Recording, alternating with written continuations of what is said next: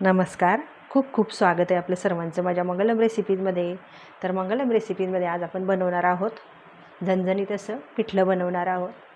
तर त्यासाठी बघा आपल्याला लागणार आहे तेल लागणार आहे आधी, आणि आपल्याला लागणार आहे जिरं, मोहरी आणि मिरचीची भरड घेतलेली आहे आपण, म्हणजे कुटून घेतलेला आहे ठेचा, लसूण घेतलेला आहे फोडणीला, कांदा घेतलेला आहे, धनापूड, हळद आणि कोथिंबीर आणि बेसन पीठ, मीठ लागणार आहे आपल्याला.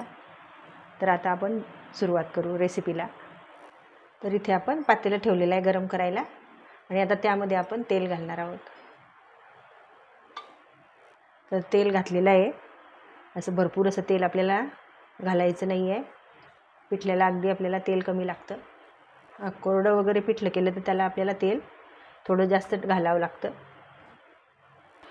तर इथे तेल तापलेलं आहे. मोहरी घालू आपण, जिरं घालू, इथे लसूण घालू, कुटून घेतलेलं आहे आपण.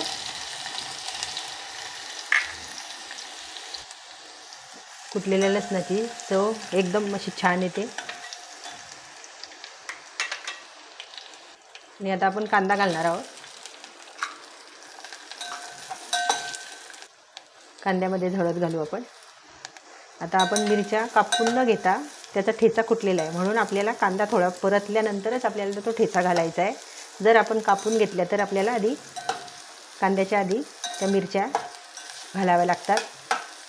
पण आपण आता जर ठेचा तो घातला म्हणजे तो जळून जातो, त्या प्रकारे जर आपण घातला तर, म्हणून आपल्याला कांदा थोडा लाल झाल्यावर घालायचा आहे मिरची.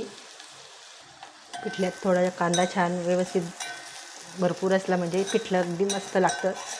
म्हणून थोडा आपला कांदा, पण मोठा कांदा घेतलेला आहे. एक कांदासुद्धा परतला गेलेला आहे. आता आपण ही मिरचीचा ठेचा घालणार आहोत. तोही परतून घेऊ आपण.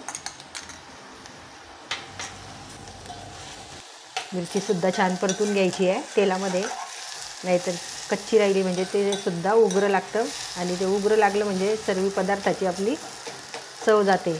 त्यामुळे व्यवस्थित छान परतून घ्यायची आपल्याला हे मिरचीचा ठेचा तेलामध्ये. थोडीशी कोथिंबीरसुद्धा आपण याच्यामध्ये घालणार आहोत कांद्यामध्ये. आणि आता आपली मिरची जी परतलेली आहे आपण त्यामध्ये आता धनापूड घालू. आणि आता मी या ग्लासाने 1 ग्लास पाणी घालणार आहे.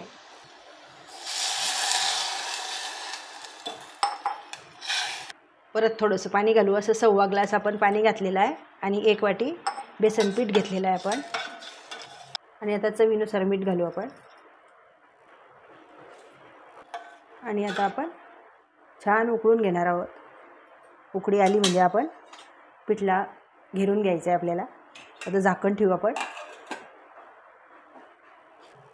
तर इथे पाण्याला छान उकळी आलेली आहे. तर आता आपण पिठला आटून घेऊ, म्हणजे घेरून घेऊ. अगदी थोडं थोडं पीठ घालायचं आणि पिठलं घेरून घ्यायचं आहे.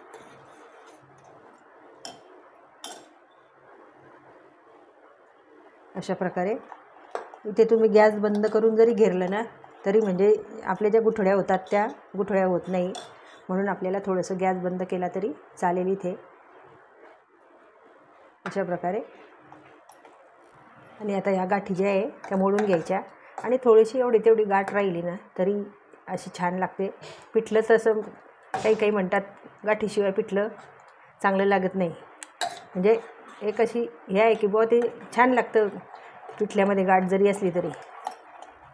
आणि पिठलं आपलं छान घेरून झालेलं आहे. आता छान मस्त शिजू देणार आहोत आपण एक. तर अशा प्रकारे हे पिठलं तुम्ही पोळीबरोबर, भाकरीबरोबर, भाताबरोबरसुद्धा खाऊ शकता. आणि हे पिठलं अगदी प्रत्येकाच्या घरामध्ये बनतं. तर आता आपण हे झाकण ठेवू. हलवत राहायचं मध्ये मध्ये. अगदी संध्याकाळचं काय बेत तर पिठलं. अशा प्रकारे पिठलं आपल्या प्रत्येकाच्या घरामध्ये होत राहतं. तर आपण अशा प्रकारे हे आटून घेतलेलं आहे छान. आणि आता आपण घालू कोथिंबीर, भरपूर अशी कोथिंबीर. पिठलं छान शिजलेलं आहे.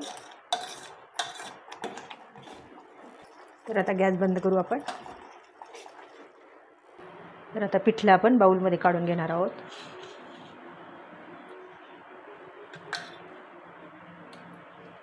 तर अशा प्रकारे आपलं छान झणझणीत असं पिठलं खाण्यासाठी तयार झालेलं आहे. यावर मस्त आपण शेंगदाण्याचं तेल घ्यायचं आणि तुम्ही भाकरी पोळीबरोबर किंवा भाताबरोबर एकदम मस्त लागतं. तर मैत्रिणींनो, व्हिडिओ आवडल्यास लाईक करा, शेअर करा, कमेंट करा आणि माझ्या चॅनलला सबस्क्राईब करा. धन्यवाद.